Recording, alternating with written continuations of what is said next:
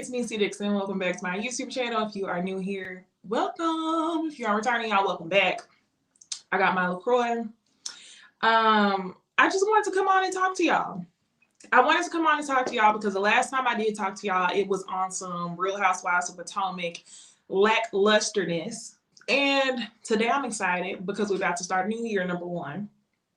Number two, Marriage Huntsville reunion part 1 is coming on tonight. And number 3, I'm about to go out to eat. So I just wanted to come on, get ready with y'all casually, and talk to y'all about some of the stuff that happened this year. So, number 1 rule though, this has to be interactive, okay? Okay, friends, because I came on to talk to my friends, because I could have got ready in silence, looking at the mirror, but I was like, you know, it's been a whole week since I've been on YouTube, and I feel like talking to somebody about the nonsense. So the only thing is, like, I've been seeing it a lot on TikTok, where people will go live on TikTok, and I watch a lot of the lives of people getting ready on TikTok, and I think it's so fun. But they don't flag you for music over there. Over here, they do. So I think I might play, like, some background instrumental music just so we can talk about what's going on. So hey, MP, for starting the chat. This is in response to my thumbnail. So like I said, y'all, order of events.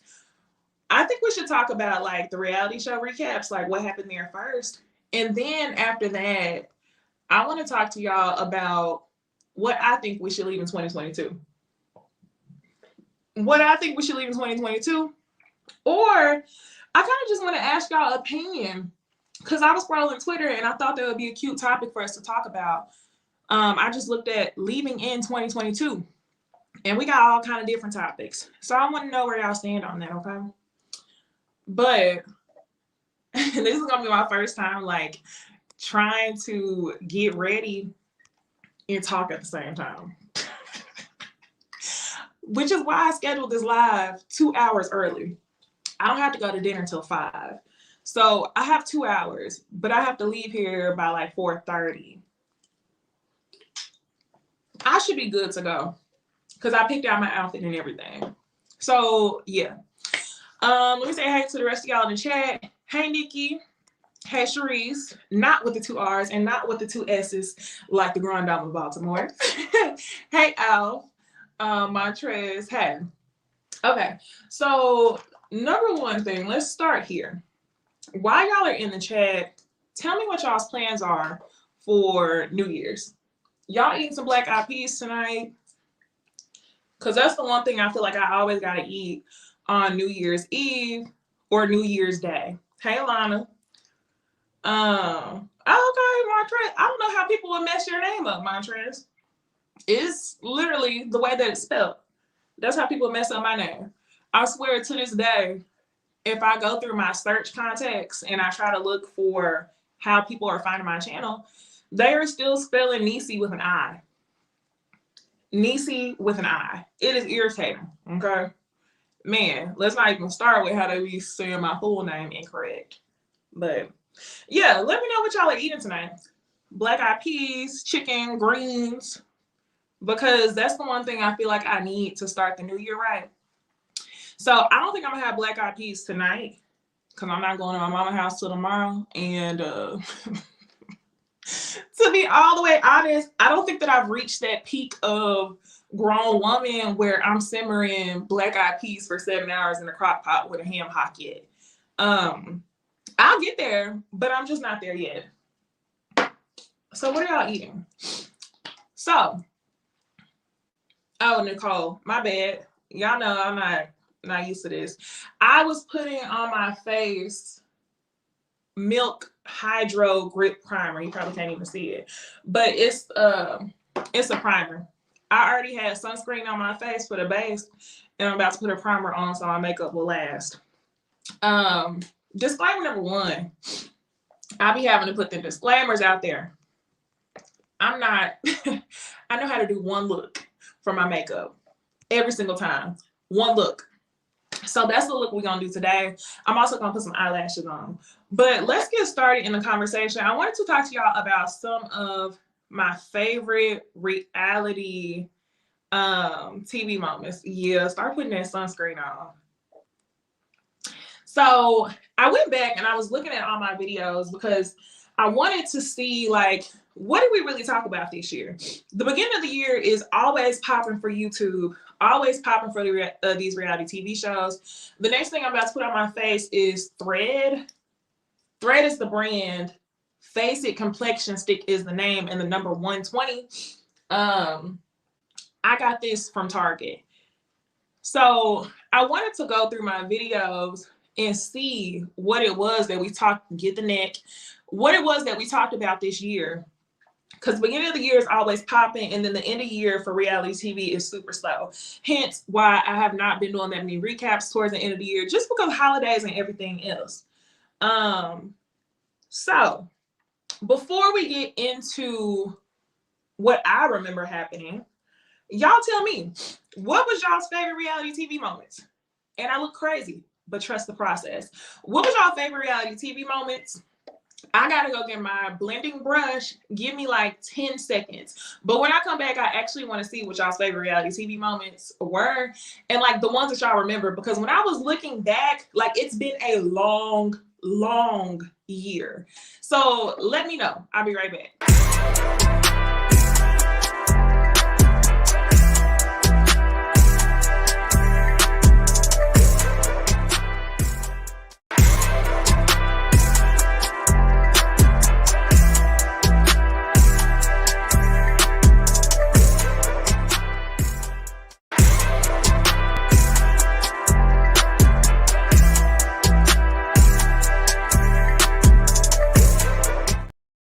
Okay, let's see what y'all said, because it's been a very long year. Alana said, that's hard, I gotta think. Hi, Key. Hey, Ravine. Damn, Sharice, you eating good. She said that she's making smoked salmon chowder. Smoked salmon chowder. Homemade pomegranate white chocolate. Ooh, white chocolate cookies for dessert. Lump crab cakes with red pepper chipotle with lime sauce. Damn, you're eating really good. Okay. Nicole said her favorite moments, that's hard. She don't really watch reality TV, but Potomac has been carrying it. Yeah. Potomac really been carrying it in the second half. Here, I'm about to play some music on a low level, royalty free, so they won't flag the video. Y'all tell me if it's distracting.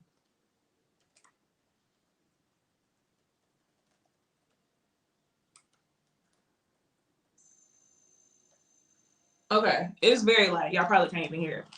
So I went back to my videos and I remember the way that they started out the year. And tell me if I'm wrong, because YouTube only does that thing where it's like 1 year ago. I am spraying my setting spray on my brush to blend my foundation. So YouTube does that thing where it's like 1 year ago, but they won't tell you like the date of a video. I think I'd have to go like into my creator settings to see the exact date. But what it looks like is we started off the year, or Tasha K started off the year, talking to Arion Curry, Coleslaw, Martel's baby mama, peasant, whatever y'all like to call her. But she started out the year that way. And I remember, I think to this day, that was the most amount of people. I think so. That might have been the most amount of people that I had in an individual live. Just because I remember the shit that came out of that interview, the stuff that came out of that interview was just funny, to say the least. I don't even want to say it was groundbreaking, because I don't remember Arion telling us anything that we didn't know. Arion claimed that, you know, Mel lied about the way that she found out about her, which was through a phone call. Arion also does not know the definition of what it means to have a 2-parent household. She said 2-parent household, thinking that two households. No, two parents household. And it's just funny to think because I think Arion might be like the same age as me, but for whatever reason, she just feels very young, which makes sense. All girls lacking guidance. So she kept telling us the whole time during that interview that that was going to be basically the last time that we heard from her because she wanted people to stop speaking on her name. And yeah, people are saying, wait, that was this year? Yes, that was this year. I believe that was in January. I believe it was in January because I remember the hairstyle I had. I had the half up, half down. That was at the top of the year. But yeah, Arion didn't really give much in the interview. We thought that was going to be the last time we heard from her, although it wasn't. She kept saying that she was tired. This is the comment from me, Alana. And to this day, she's still talking. She kept saying that she was tired of people. I'm brushing my eyebrows, my edge brush. She kept saying that she was tired of people talking about her. People, as in the people on Love and Marriage Huntsville. She was like, I'm the storyline. I'm the whole reason why they talk about this show. Yada, yada, yada, right? And fast forward to summer 2022, a couple weeks ago, Arion is still dedicated to talking about this show that she claims she don't want to be on, which I think is crazy. If you really think about this entire season, I don't think, I said this entire season. What I want y'all to also realize is Love and Marriage Huntsville has been active all year long. I don't know if y'all realize it, but we have had the shortest breaks in reality TV history, I feel like. Do y'all remember, and forgive me, friends, because we friends, right? This is going to be a rant. This is going to be a rant. I'm going to be a little bit all over the place, but I do have some organization to this conversation. Do y'all remember whenever reality TV used to premiere seasons 1 year at a time? 1 year. We would have to wait until literally the next year to get a new season. And when I look back at all the shows, like OWN Network does not sleep. We got Ready to Love pretty much all year long, up until like right before C3, I guess C1, C2, back to back to back. I feel like it was 3 solid seasons back to back. We got Married at First Sight all year long. We got Love and Marriage Huntsville with the shortest break, which I think was like 2 months. It was just insane. I'm not mad at it. Monique, she said Love and Marriage Huntsville will be like season 4, episode 66. It do. Let me go get my my palette. Hold on real quick. Make sure y'all like the video, okay? If y'all are liking the conversation, like the video.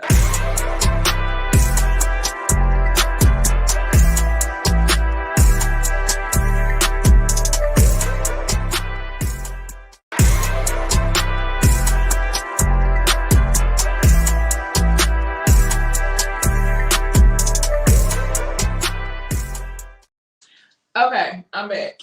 But yeah, Love and Marriage Huntsville has been on all year long.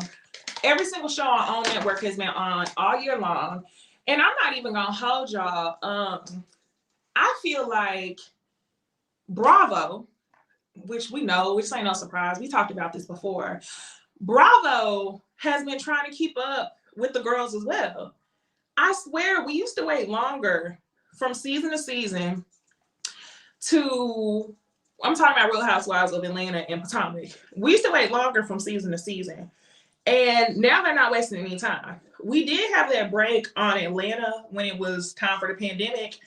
But let's be real. With Atlanta, when we had that long ass break last year, I think the pandemic was just a good excuse for them to figure out what the hell they was going to do, because they talked about the Strippergate situation. They talked about it into the damn ground. Into the ground.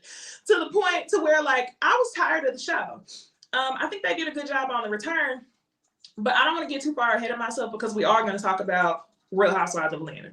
So moving on from this Arion Curry interview, I felt like that was a hot topic. And that was a fun way to start the year off. Now, moving on from that, if y'all watch all the shows I review, y'all would know that at the top of the year, I was reviewing Ready to Love very consistently, at least that first season. And I remember another hot topic that we all talked about was Shiloh and Phil. And I'm telling y'all right now, y'all know we had good conversation if I remember their names. Usually when I watch Ready to Love and shows like that, I don't always remember these people's names. Hey, Sakina. I don't always remember these people's names. But if I can remember, and if y'all remember what happened, comment below. I can remember Phil and Shiloh dating on the show. Phil was feeling another girl. I forgot the girl's name. And it was between Shiloh and another girl. Now, Shiloh and Phil went to the club. And when they went to the club, Shiloh was drunk as hell. She came back the next day. They had a meeting with Uncle Tommy. And she said she felt like he did something to, it was Sydney. That's what I'm talking about, Monique. It was Sydney. Yes. So she was saying that Phil had done something to make her feel uncomfortable. And she was almost speaking as if this man assaulted her in some way. Now, people were up in arms because it was the opinion of, everybody had a different opinion about whether or not the way that she turned that situation out was warranted. Now, I told y'all, I felt like she was annoyed because he didn't quite pick her. And whenever he talked to I was gonna say Uncle Tommy. When he talked to Nephew Tommy, it's low-key getting to that point though, y'all. It's so weird to call him Nephew Tommy when he's very much given like my uncle age. So it's hard for me to just say nephew all the time. But anyway, I remember them talking to Nephew Tommy. And when they did, it definitely added more color to the situation whenever Phil explained the conversation that they had in the club, which led to her running down an alley, him carrying her back from the alley to the car because he felt like she shouldn't have been running the streets of DC that late at night. Yeah. Y'all said that Shiloh stuff was this year. I believe so. That's what YouTube told me. And now if it was November last year, I'm like, hold on. But I believe it was earlier this year. I may be wrong. If I'm wrong, y'all, we still gonna have a kiki. So yeah, I remember that being a big deal. Obviously Shiloh and Phil are not dating to this day. Phil actually showed up on the next season because one of his friends was on the show. Ready to Love is coming back, y'all. I took the last season off just because I didn't feel like Miami was really giving. And y'all know, friends, if y'all follow my life updates, I had a lot of chaotic personal stuff going on. Not all of it was bad, but some days were good. Like work was good. We moved to a new house, sold our old house. It was just chaotic to keep up, in my opinion, with shows that were not really giving. So I didn't review the next two seasons of that was all in 1 year, y'all, of Ready to Love. So next, y'all, I want to talk to y'all about Porsha's family mess. That was also at the top of the year. Can y'all believe that? Can y'all believe it's been quite a year? Because I ain't gonna lie to y'all, Porsha and Simon have done a great job curating love on the timeline. And when I say that, this let me talk to y'all about this real quick. I got this eyebrow marker from HEB, and it's called Arches and Halos by Tonya Crooks. It's amazing. It's a brow shaping pen, and I feel like it's just enough because I like the shape of my eyebrows, so I'm not like drawing completely new eyebrows. I'm just trying to make it look like I have a full arch. Like I just left, you know, the thread shop. Now, back to what I was saying. I feel like Simon and Porsha, City Boy Simon, has done a great job of curating love on the timeline. And when I say that, like, I actually think that Simon and Porsha might love each other now. I think that they felt like they had a proof of point to everyone. So I definitely think a lot of the stuff was forced. However, just like these people be doing in these arranged marriages where they make sure all the boxes check, then they get married and then they decide to fall in love later. I think that's what they did. Now, that's not me saying that they're going to stay together forever. That's just me saying that I think that that's just me, Keisha. She said, now, that's just me saying that I think that they've done a good job, you know, forcing themselves to fall in love. But with that being said, y'all know we review Married at First Sight. We see these arranged marriages happen all the time, right? People decide to marry someone who essentially checks the boxes, right? Do y'all notice how fast they fall out of love, though? I feel like whenever you marry somebody for convenience, it's cool for a little bit. The flex is cool for a little bit. But the minute that somebody pisses you off, it's kind of just like, I don't have to be here any fucking way. I didn't have to choose you, you know? Or I didn't choose you, or I chose you out of convenience. You know what I mean? So I'm not saying they're gonna last forever, but I think that Porsha has done a good job doing a complete 180 from the BS that we saw at the beginning of the year, which was Porsha's family mess, to what we see on Instagram today. Like, I remember at the top of the year, I was like, I'm not liking none of her pictures. Well, none of her pictures with Simon. I was like, I'm not liking none of her pictures with Simon. I spent a long time talking shit about the relationship. I didn't think it was real, so I'm not gonna be fake and like the pictures. But I found myself actually being like, okay, if you like it, I like it. Now I see some of y'all in the comments giving, yeah, I feel you on it. Porsha definitely had a point to prove. Ravine says she gives Porsha and Simon 3 years. Alf says 5, 3 to 5 tops. And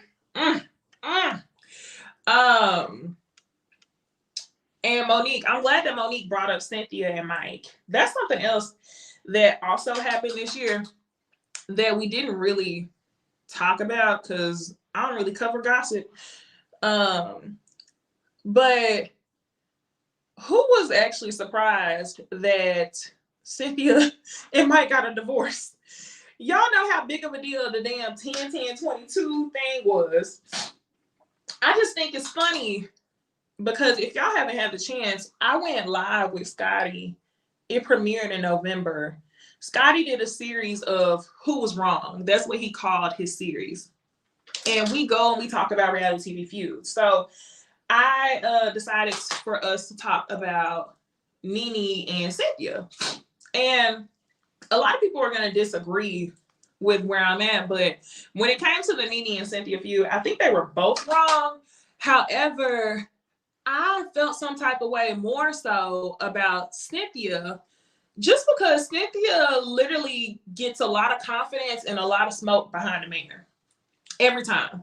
She had that with Peter. She had that with Peter. Who else has she been with since Peter? She had it with Mike.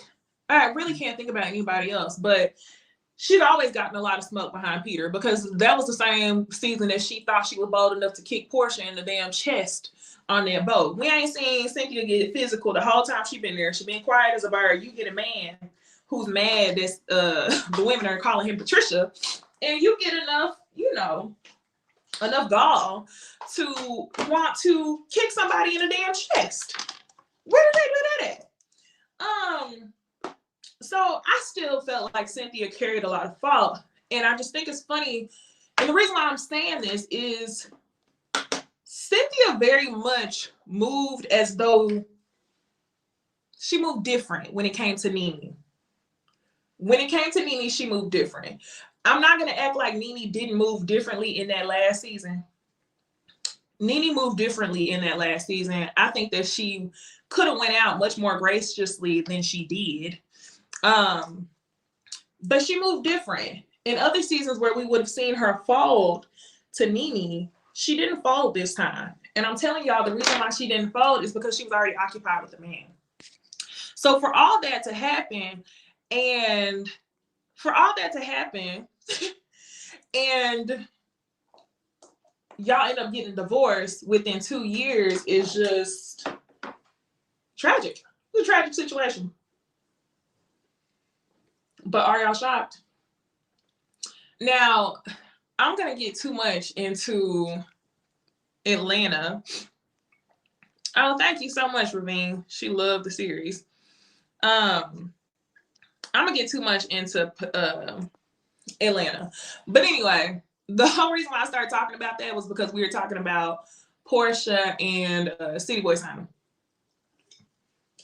The TV show was a mess.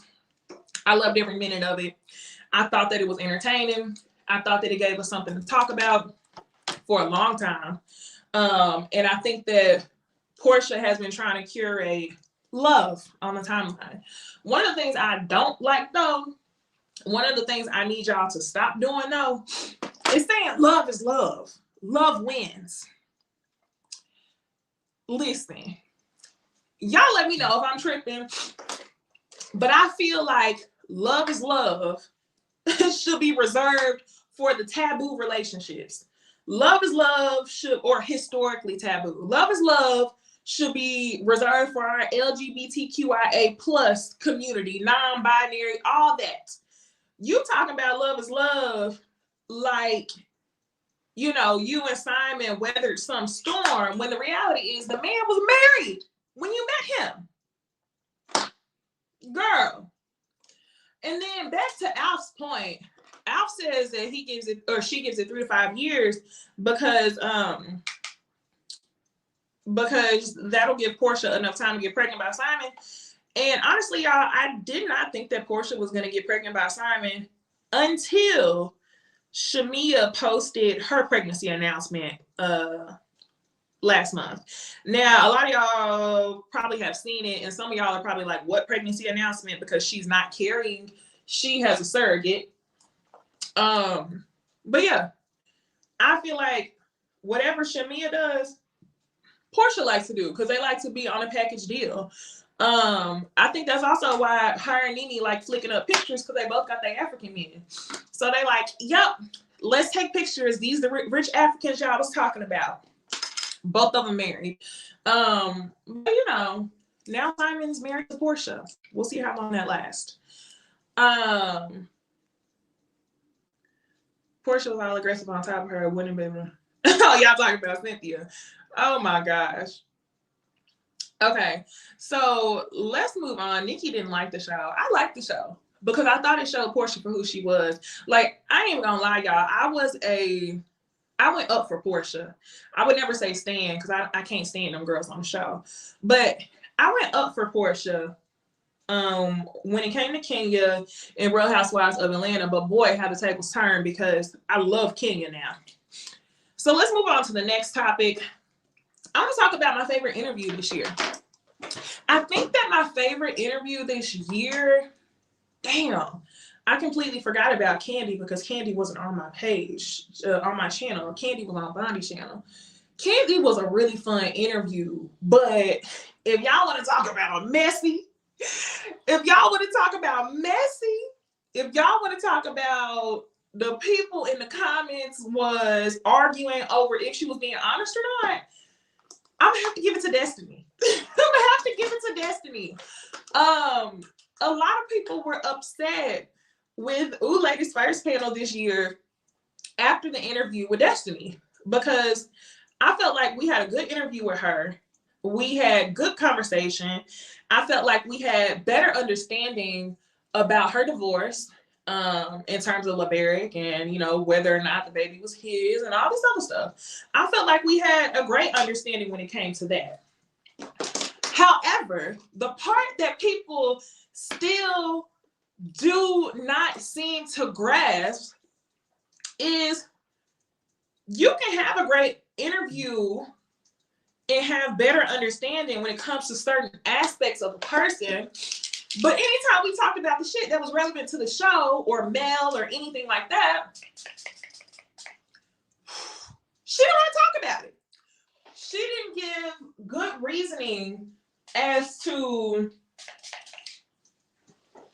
you know, why her and Mel fell out. I think that Destiny has mastered the victim trope. And I think that can happen to a lot of adults who have gone through traumatic childhoods. I'm about to put on my eyelashes next, but I feel like that has happened to a lot of adults who have gone through traumatic childhoods. They find comfort in, you know, being the victim. Is what they're used to. They're easy to get at. It's easier to get out of situations that way. We see I'm reading y'all's comments. We see Marlo do it all the time. Now this right here, y'all, this is that mascara.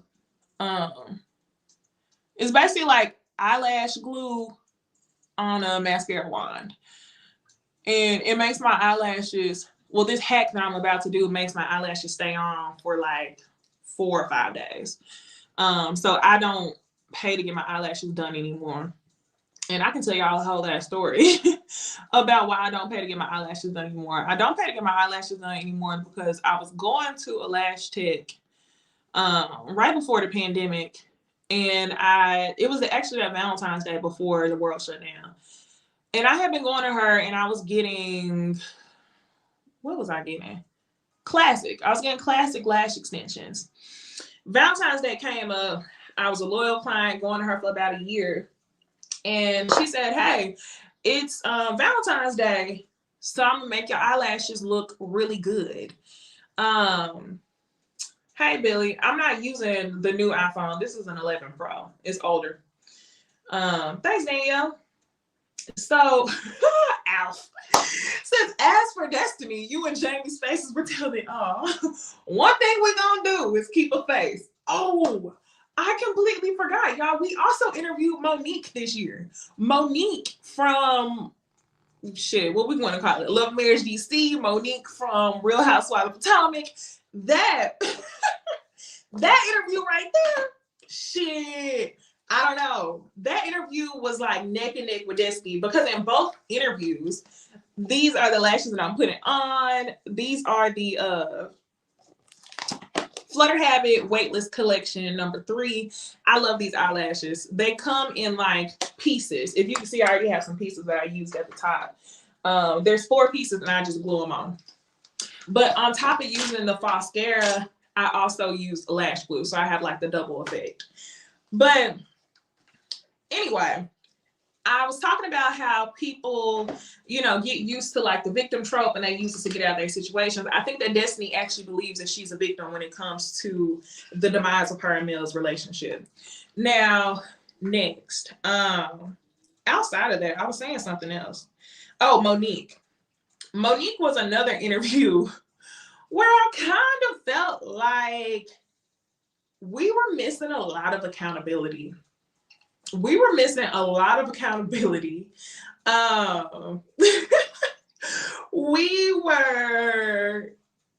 having great conversation. I think what was so great about Monique was that she wasn't resistant to us disagreeing with her.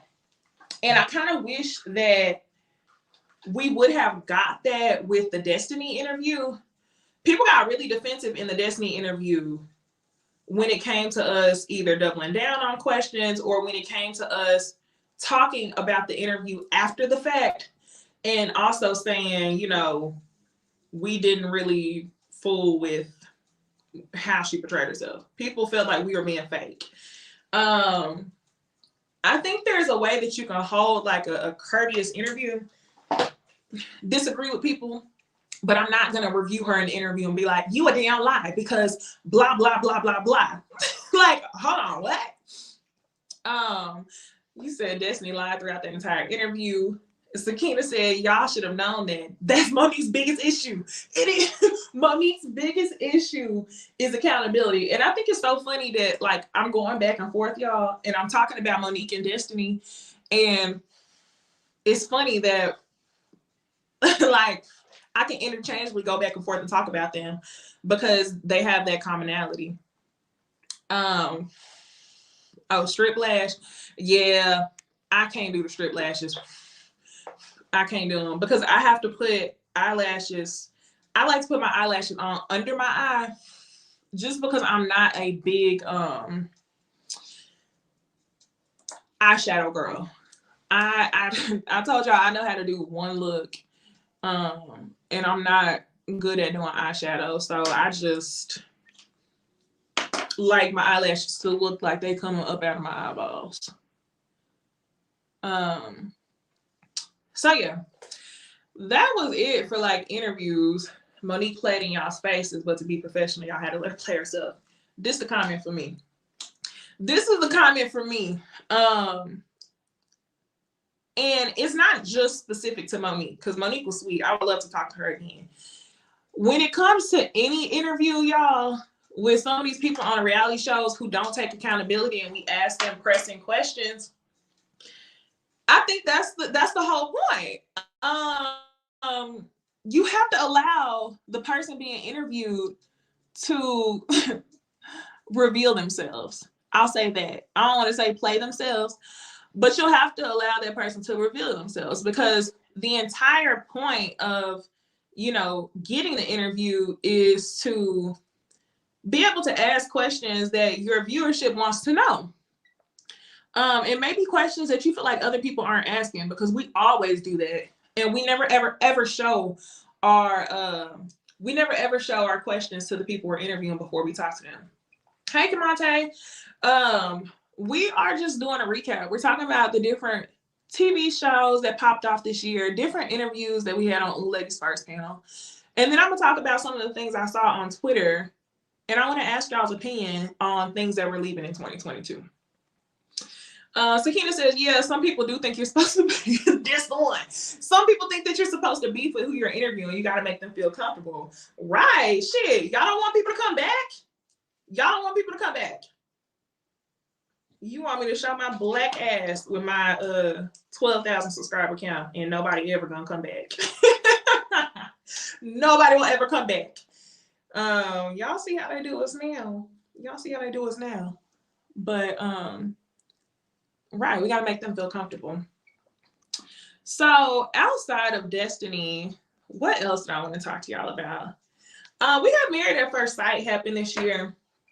I do have to say, this Married at First Sight franchise, and y'all tell me if y'all are viewers who watch Married at First Sight, because I feel like I have two types of viewers on this channel.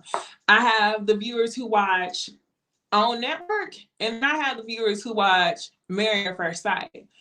But I don't feel like the majority, like a little bit of them cross over, but I don't feel like the majority of them cross over. Come on, let's claim it. I'm hoping we get Candace too. I don't think that the majority of my viewers watch all three shows. Married at First Sight has not been popping since we had Chris and Paige embarrass the fuck out of themselves on the show. I was actually really upset. Once the season ended, y'all know the episode, first off, the episodes are 2 MFing hours long. On top of that, they don't be talking about nothing from week to week. Episodes 1 through 6 be about nothing. Episodes 6 through 10 might be entertaining. It's usually like at least 18 episodes. And then the last couple episodes are boring. Yeah, I know Monique watched all 3. Married at First Sight was not given. And I feel like it's because it didn't have the same trauma element that they were getting all the viewership off of from Chris and Paige. I feel like they tried to create couples who had that same trauma element, but it didn't get them views. Like, y'all, my views on Married at First Sight, and I know part of it is I didn't review it as consistently, but honestly, why the hell am I wasting essentially 4 hours of my life every week? Because number one, I gotta review the show, which is 2 hours long. Number two, I gotta come on and review. So at minimum 3 hours of my life every single week reviewing the same stuff to only get 1,000 views. That's not worth it to me. It's not worth it. And obviously, if the show wasn't popping to y'all, like, why am I wasting my time talking about it? So I think Married at First Sight thought that they figured out the whole drama, I'm gonna call it trauma storyline that people liked, and it didn't really work. So I really hope that this new season of Married at First Sight, which releases, hell yeah, hey Sam J, the episodes do need to be shorter, but they have a new season, Nashville, coming January 4th. I haven't heard very much about it at all. I've seen some of the couples, and I don't know if it's gonna be good. I cannot promise y'all that I'm gonna commit to reviewing their show. I mean, a lot of y'all don't care because, like I said, a lot of y'all aren't Married at First Sight viewers. I think I may watch and go from there. But as far as 3 hours of my life every single week, when I could be watching other shows and spending less time and actually having a good time watching it and talk to y'all, like, think I might watch something else. So we'll see about that. So the next thing I want to talk to y'all about is Marlo. Kind of touched on Marlo earlier whenever I was talking about adults like carrying this victim trope into adulthood. They act an ass, and I feel like it hinders a level of accountability. Speaking of, this is a rant, right? I was on TikTok, and when I was on TikTok, Apple Chart says the new season is 90 minutes. I hope so, shit. So when I was on TikTok, and this relates to what I'm saying. So I started off talking to y'all about how a lot of adults that have had traumatic childhoods, they cling on to this victim storyline, and I feel like it hinders them from taking accountability as an adult because they feel like so much is owed to them because of their lack of through childhood. Now, to expand on that, I feel like I was watching this TikTok. I'm trying to put my eyelashes on. I'm forgetting I'm forgetting to continue what I'm saying. Thank you so much. I'm glad I found your channel. Your deep thought process is what draws me to you. I love that. I'm glad. So what I was saying was I was watching this TikTok and somebody stitched a video, and this white girl was like, I was talking to my therapist and I was telling my therapist that I was having a meltdown and I was throwing stuff across the room and I just couldn't control myself. And her therapist says to her, well, that's perfectly fine. And the white girl says to her therapist, well, don't you think I need to have some self-control? Don't you think I need to get my shit together? And basically it sparked a conversation of whether or not therapy allows people to take accountability for their actions.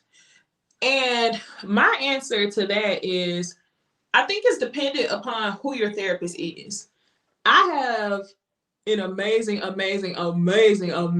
therapist who challenges the fuck out of me. And I've also gone to therapists who don't challenge me at all. They're just like, that's valid. You're valid in your feelings. You're valid in this, you're valid in that. And I feel like that's what people like Marlo and Destiny look for in terms of friendships. They don't want any pushback. And I feel like that's what we saw with them. Marlo got her peach. Marlo felt like she deserved her peach. Y'all tell me, let me know in the comments. This is a full set of eyelashes, right? Let me know if y'all think I should stack just a little bit. Like, should I just stack the outer corner just for like a fuller outer corner effect? Because these are like short, curly, and full, but I feel like I could be giving a little bit more. Oop, my eyelashes fell off. I feel like I could be giving a little bit more. So comment real quick and tell me if y'all think I should stack. But I'm about to get dressed in a second. Yeah, we still got time. So I feel like people like Destiny and Marlo, that's what they look for. And it's so easy whenever you start to figure people out. Now, granted, we don't know these damn people. Stack. Yup. Okay, cool. Stack. We don't know these damn people, right? But it's very easy to draw commonalities between these types of behaviors. And I feel like that's something I say it on every damn show I watch. I know some of these shows do offer, some of these shows offer therapy. Obviously, we know that because Karen called HR on Candace and said that Candace needed to talk to a damn therapist because she told her to go to the lowest pits of hell. I think these people, maybe the issue is that people don't take therapy seriously. It's just like, if I'm on reality TV and I'm continuously showing my black ass from week to week, I gotta go to therapy. Because reality TV be making y'all look crazy as fuck. I mean, down to Marlo giving her damn nephews away. And now that she done gave the damn nephews away, have y'all seen the damn family Christmas cards? Marlo took really cute pictures with her nephews for Christmas and posted them. And I love the pictures. But I couldn't help but look at the picture and be like, now, didn't you just give them away? And then have them come back around? Didn't you just do that? It almost made me forget. Did y'all forget? I was actually really here for Marlo coming on Real Housewives of Atlanta with a peach, but I think she definitely was working nights, holidays, and weekends to get to shift manager. And she was doing too much. She was doing way too much. Cece says, I'm impressed you can do all this and chat at the same time. Shit. I'm struggling. Thank you.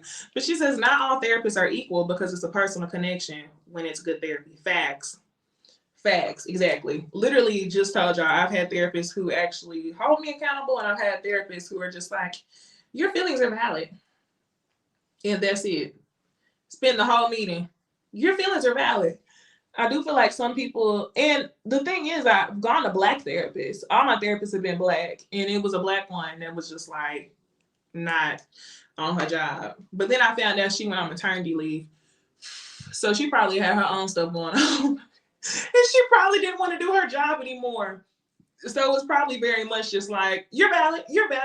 What's next? But yeah. Marlo was doing a lot of work and overtime because some of the shit was just so unnecessary that Marlo did on the show. The other thing that I can't wait, because they're filming right now, I can't wait to see if Sonya keeps that same energy. Sonya's invited back for another season. 4-time Olympic gold medalist, 2-time Real Housewife. I thought it was only going to be 1 time because I kept lighting her ass up on that. Remember, y'all? I kept telling y'all she's a 1 season peach holder, 4-time Olympic gold medalist.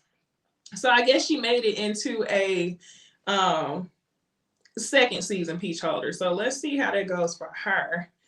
Especially when it came to Drew. The way that she treated Drew, in my opinion, was like tasteless. What's the point of leaving her behind? I felt judged by my therapist at one point, and that was the point of leaving her behind. Oh gosh, not therapists judging. And I'm with y'all. Sonya didn't do it for me. Sonya sucked. as a housewife. I'm sure she's a nice person, because whenever we interviewed Candy and I was lightweight making faces at Sonya and we asked about Sonya, she was like, I like Sonya. Sonya's cool. And I'm sure Sonya is cool, but that's because she's fucking with Candy Burris, not Drew Sidora. She didn't keep that same energy. When it came to Kenya, oh my gosh, y'all. Can we talk about Real Housewives of Atlanta reunion, though?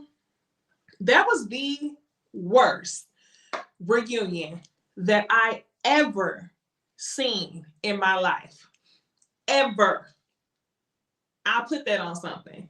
That was the worst reunion that I had ever seen in my life. It was not giving at all. Everybody quickly skated over what they did.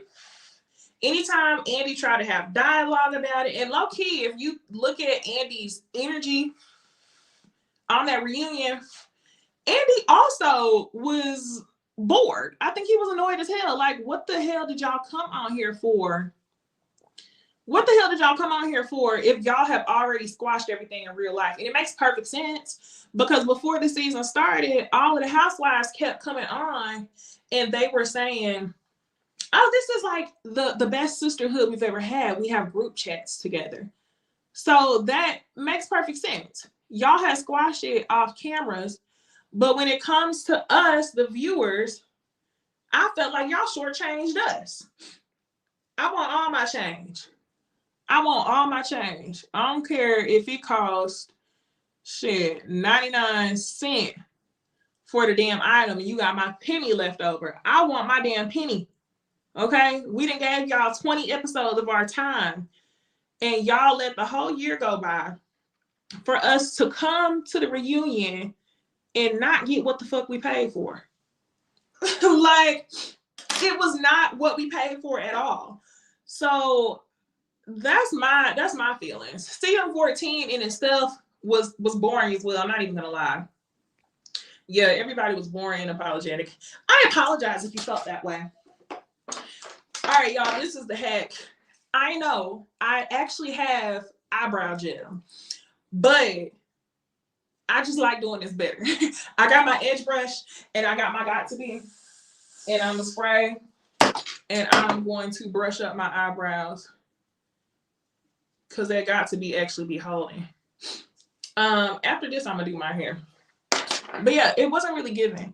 I'm gonna let my eyelashes sit for a little bit and then I'm gonna go back and clamp them together. So now, y'all, I think that we can put a couple bumps in my hair because my hair is giving flat. But yeah, Real Housewives of Atlanta was not giving. And then finally, y'all, we still got more to talk about. But for the last reality topic that I want to discuss, the last reality topic that I want to talk to y'all about is, I think this is what I'm gonna do. I just bumped my hair this morning, but I want some volume in my bang area.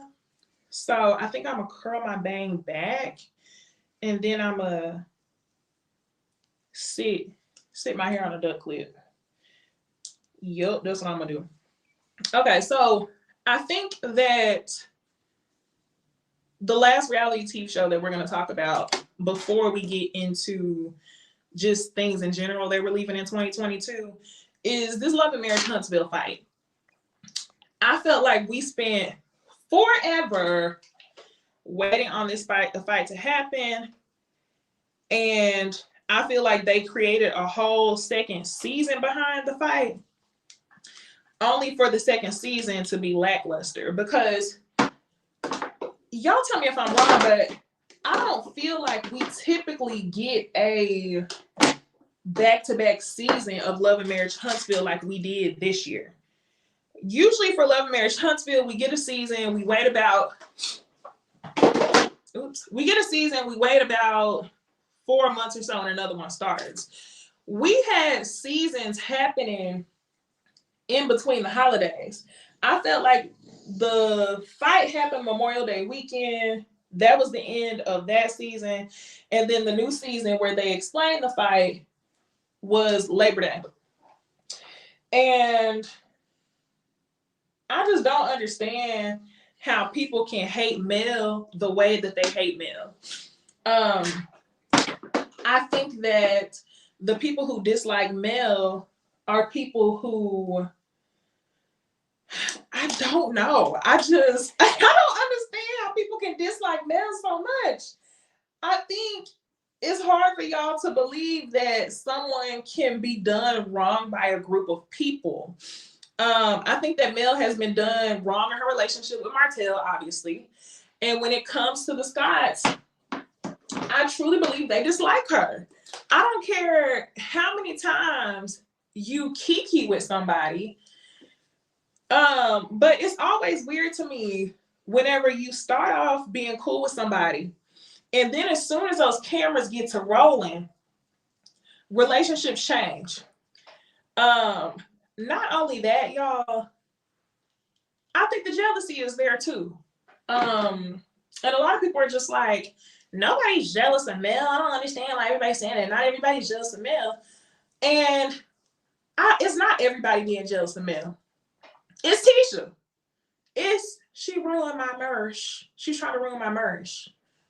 It's her. It's Wanda's mama, because trust and believe, these people are fueled by being talked about.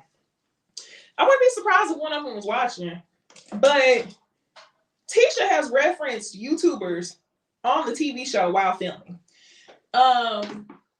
Marceau has been in the comments responding to Bondi because he's been pissed. Like, y'all are not going to tell me that these people don't like attention and that these people aren't vying for the attention of the viewership. Jealousy can be a thing. It really could be a thing. Let me read the comments. Kimante says she's a Scorpio, Necey. Being seen as the villain regardless is a reoccurring. Say it again. Being seen as the villain regardless is a reoccurring theme for that sign's energy. Y'all need to go look at my damn birth chart, because this is one of the things that I always like get hyped up talking about, because I used to spend my entire like young adult childhood life trying to understand how I could never, like, anytime there was conflict that I did not start, I always ended up being the person who took responsibility for the shit. I always ended up being looked at as the mean girl. And I was like, I truly did not understand the shit until I got older. And I know some people do not like the astrology talk, but I'm telling you, it's a thing. Scorpio through and through. Scorpio through and through. So, yeah. Jealousy can be there. I think people just don't like to look at it that way. And what I think is hella weird is how the fuck does your old friend get cheated on? Your husband has a baby by you and his mistress. The kids is damn near the same age. And an entire group of people still find a way to, you know, be like, my name is Benny and I ain't in it. Ain't no fucking way. Just because, like, as a woman, as a wife, team wife, Tisha, you should understand. And can we talk about the difference that we've seen in Kimmy this year? Shout out to Kimmy for Keisha, we don't have to talk about astrology. Can we talk about the difference that we've seen in Kimmy this season? The entire time I've been watching Love, Marriage Huntsville, we always talk about Tisha being the fool. We always do. Damn. Y'all know what would be irritating the hell out of me is that my top lip is like a dark brown and my bottom lip is bright ass pink. So I always feel like I have to add lip liner across my whole lip to make my lips look more even. But anyway, what was I even saying, y'all? I can't remember what I was saying because Kimmy. Kimmy has disappointed me on the 2022 season of Love and Marriage Huntsville. Oh, and I have to tell y'all, believe it or not, my hair is not permed. My hair is still very much natural. It's just the girl I go to, she get my hair bone. And when I tell you that when I wash my hair, it shrinks back up to 4C. It shrinks back up to 4C. It's quite interesting to see. So Kimmy, for me, I feel like has taken the place of Tisha. And I always have to talk about this one scene. I always do. The scene that I remember that really altered my brain chemistry and the way that I think about the way that I think about Kimmy is the scene that she had with Martel. And she said to Martel that she didn't want to invite him to Jalen's housewarming party because Martel brings drama with him, or drama is a part of your environment. And mind y'all, this was right after the pictures of the Scott brothers was seen in the club with Arion in 2015. Now, I'm like, girl, woman, ma'am, I have to say that because remember whenever we interviewed, I don't know if y'all remember, but whenever we interviewed Kimmy, when I would ask her a question, she would refer to me as baby. And like, I felt some type of way. I know she probably didn't mean anything by it, but I don't like when I'm interviewing people, like even whenever we talk to Heavenly was referring to me as baby. I think she was referring to all of us that way. I don't like whenever I'm interviewing these people who I talk about on TV shows and they baby me because I feel like I be having some adult ass conversations. I'm an adult. I'm an adult. So I don't like that. But anyway, y'all, yes, it's giving. It's giving. I don't like that, y'all. I don't like, now let me clamp my eyelashes together before I put on my outfit. I don't like how they baby me. Now, my point in talking about Kimmy was Kimmy was trying to deflect. And I feel like in that moment, y'all, it showed me why Kimmy married a Scott or how she fits in with the Scott so well. Because I remember for the longest thinking that Maurice was different than Marceau just because he married Kimmy. And just because their dynamic wasn't quite what Tisha and Marceau's dynamic was. But just whenever she tried to make it seem like Martel was responsible for chaos, it kind of pissed me off. It did. Not only that, another moment that altered my brain chemistry. Another moment on that show that altered my brain chemistry was the actual fight, which is what we were supposed to be talking about. And it was whenever Maurice jumped in the middle of the fight, because it was a fight. And it was like they put Martel in a compromising position. They put him in a compromising position where I felt like they low-key had been wanting smoke. They low-key had been wanting to start shit with him. And I'm putting on my outfit in front of y'all too. I'm excited. This is a fun get ready movie. I think that they low-key wanted smoke with him. And you could tell by how quick that they jumped. You could tell by how quick they got froggy when it came to the fight. So I look at them differently. I also notice how on social media, all of them are always together. And it's very much given like all of us are cool except for the people who aren't there like men. So that's kind of all I have for reality TV. Next, y'all, I want to talk to y'all about things that we're going to leave in 2022. Things that y'all are or are not going to leave in 2022. But give me a hot second. I'm going to switch into my outfit. So y'all like the video? My outfit's right here. It's going to take me like 2 seconds. Y'all like the video and I'll come right back.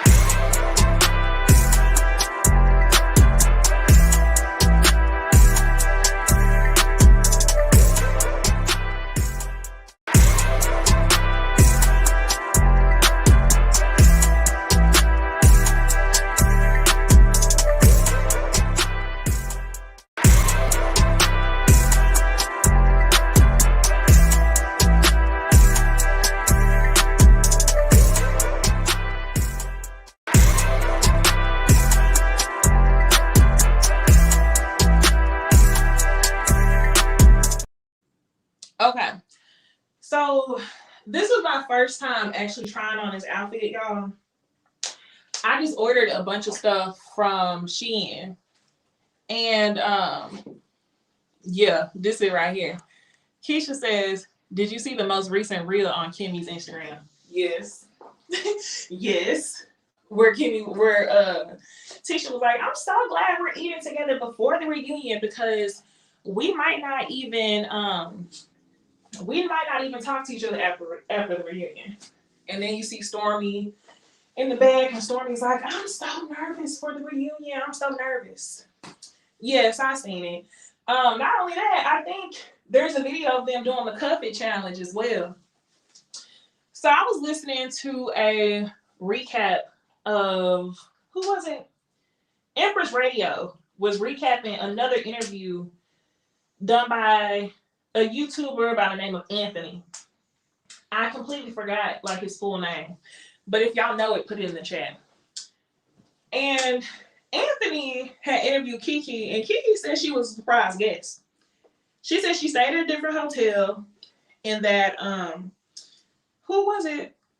Nobody knew that she was gonna be there, and that made me so excited. It made me so excited. Okay, here, let me show y'all the fit. I don't know what the fit is gonna look like, so bear with me. Like I said, y'all, this outfit I just got out the damn mail. I just got out the mail like yesterday. So I seen this for whatever reason, y'all. Lately, I've been like very much into like a modest, sexy look. I guess that's how I'd like to describe it. Especially since I got my bob too, like a sporty, modest, sexy look. And I feel like it might, I don't know why I'm out of breath, but I feel like it also may just be like coming with age too. And I'm still a baby. I'm 28. But I feel like it still could be coming with age too. That makes me really like want to go for like a covered but curvy look. So anyway, yeah, the Cuff It challenge, just what they was doing.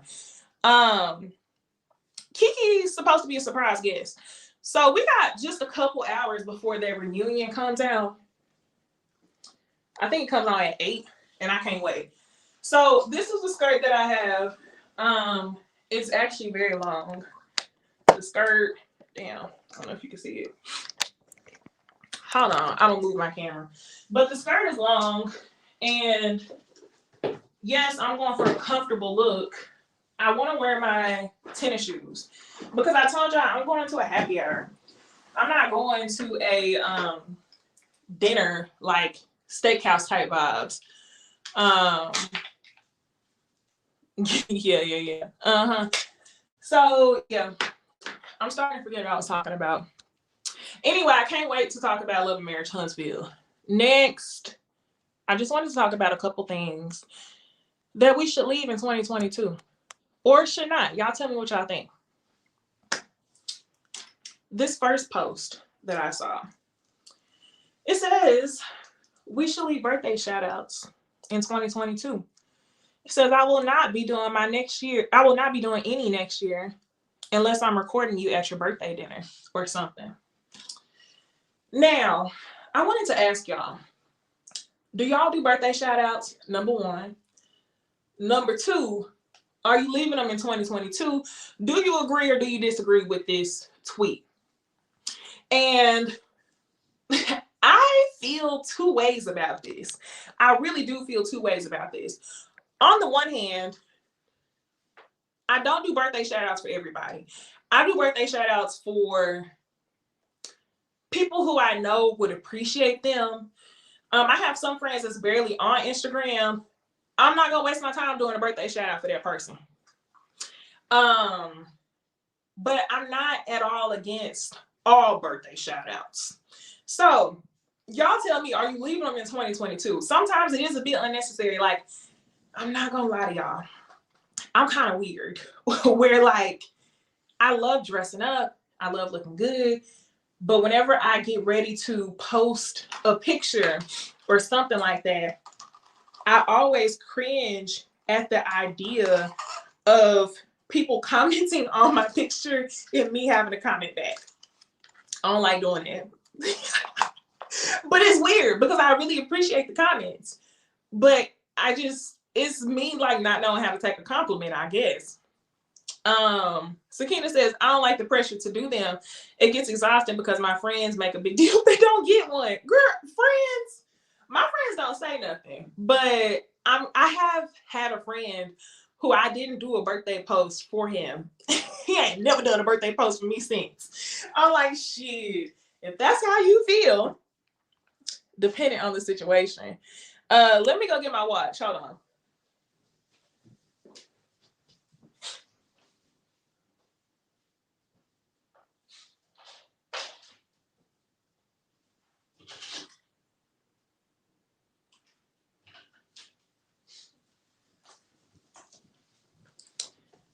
Now, I can low-key get with that. Hey, Delia. I'm keeping it, but depending on the situation. Maggie says, birthdays for kids are okay, but not grown people 25. Yeah. Yeah. It just be too much. Okay, so let's move on to the next thing that I saw. This is the one for me. Can we stop this shit? Immediately. Can we stop it? It says, leave the 50-50 gender role in men ain't shit topics in 2022, please. Now, I will say this. Sometimes when I'm reviewing a good reality TV show, and we get into the men ain't shit topics, it's because, you know, some of that stuff is relevant. Y'all, I always talk, anytime I talk about Martel Hope, y'all, I get into a rant. And I always end up telling y'all, it's the mama. I blame the mama. I always tell y'all that. And I think that there's actually like factual data tied to the idea that a lot of men are not shit. I do understand. I said a lot, not all. Let's get that right. I do think that there's some point of exhaustion where we just don't want to talk about it anymore. And that's cool. As far as the damn 50-50 gender roles, leave that shit in 2022. I don't want to get on the timeline on a random Wednesday through fucking Saturday at 2:00 in the morning for all 3 days consecutively. And we're talking about who pays the bills? How do y'all split the rent? What's right? And then you get the doofuses that get online and they're like, shit, ain't no woman living with me and not paying no bills. And then you get the girls that's like, oh, he got to pay all the bills if I live. Leave that shit in 2022. Leave that shit in 2022. I think that we should have come so far as a damn society that topics about gender roles are so specific to who you're talking to and what that person's preferences are that I just think it's a waste of my breath. Like, I've never really been one to enjoy talking about like debateful shit like that. I remember like, oh, thank you so much. I remember when I was in college 5 years ago, I went to the University of North Texas. Go Mean Green. It was low key. I think literally had to be by the end of sophomore year. I was so tired of the same college experience because we also were like the college generation that met each other on Twitter before we met each other in real life. And that shit to me, you know, I got these ones, and I know I got long ass feet like Mia, okay? I got big feet like Mia. I got these ones, and they're so cute. I got them today, or yesterday. I got a press-on nail that I'm going to put on with the pony hair. I really wanted to wear them, but I'm running out of time, and I don't have time to lace these shoes up. So I think I'm going to have to wear these Nikes right here. Because like I said, y'all, I'm going for comfort. We got the gold. Damn, let me turn this light down a little bit. Okay. We got the gold. We got the gold, and the gold. So I think that might, yeah, that's the look we're going to go for. But anyway, I feel like my generation of college kids literally met each other on Twitter before we did in real life. And college was a big damn Twitter thread. It was a whole conversation of who should pay for the bills, who should do this, who should do that.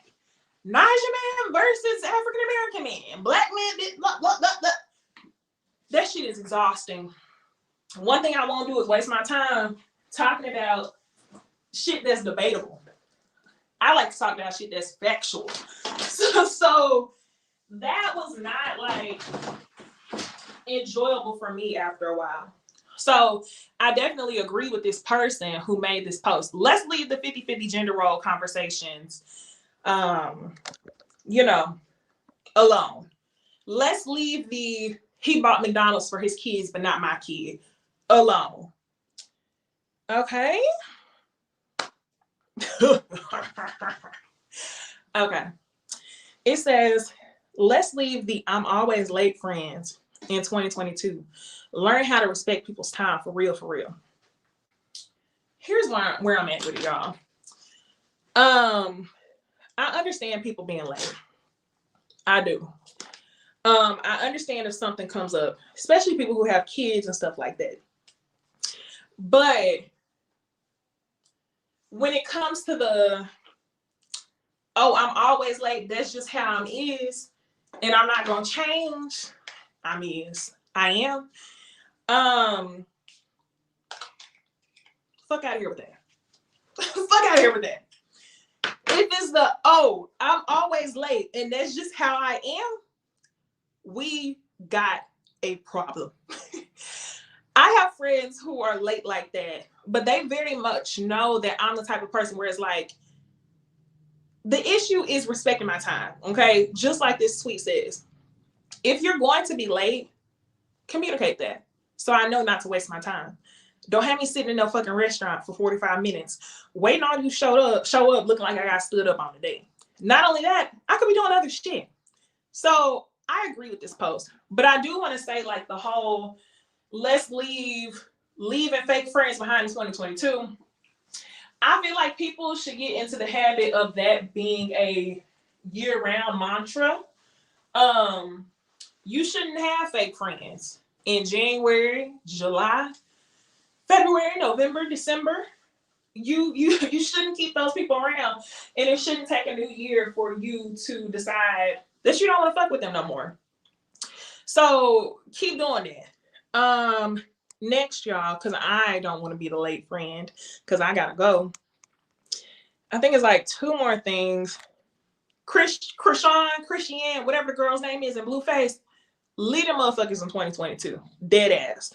I don't read anything that has to do with them. I don't. Because I refuse to allow that chaos into my life. Like, I've unsubscribed from Zeus Network. I'm good on it, okay? I don't want to watch that. Next, leave asking Nicki to collab with female rappers in 2022. Please. This is the one for me just because, actually, let me ask y'all a question. So I was at TJ Maxx earlier today. This doesn't have to do with Nicki Minaj. And I got this necklace. Cute. It's 18 karat sterling silver gold plated. So it's not gold, it's gold plated. And I checked out, I only got like 2 things, and the lady talking about, your total's $91. I was like, that's weird, but okay. I came home and I looked at the tag, and this necklace is $49.99. It's Rachel Zoe. Tell me right now, like, I've already spent the money, but I'm very big on, like, if I'm getting something that's gold plated, I will get that shit on Amazon. Do I keep this necklace or do I return it? Pop the tags or return it. It has this like gold jewel, and y'all, I'm putting my nail on, I promise. It's this gold jewel, and it's like a choker. And I was like, $50. Send it back. It's really cute. Return. Return. Okay, I feel y'all on that, because I was like, hold on. $50, like, for something that I'm not gonna wear a lot is extra. I have this, but I don't know if it's broken or not. I don't think it's broken. Okay, so yeah, see if I can find it somewhere else first. Anyway, can we stop asking Nicki Minaj to collab with people in 2022? The reason why I say that is because I feel like it always causes some unnecessary beef. And for whatever reason, I don't know what it is about these damn Sagittariuses, but whenever they go out, they like to go all the way out. Nene, Candace, Nicki Minaj.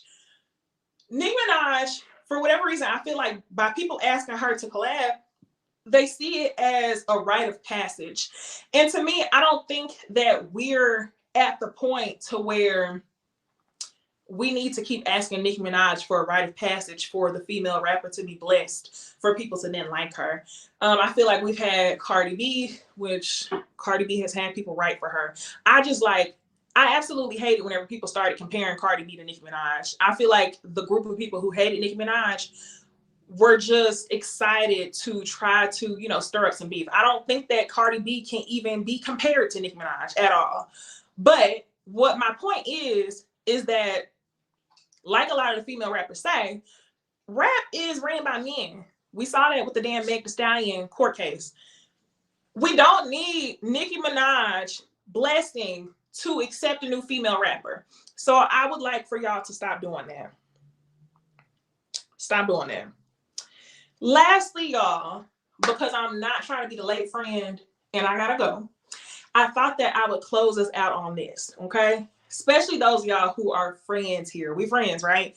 I've had a long, amazing year of highs and lows and everything in between. I took my month off of YouTube. I'm super excited for a new year. And what I want to do is leave all that bad stuff in 2022.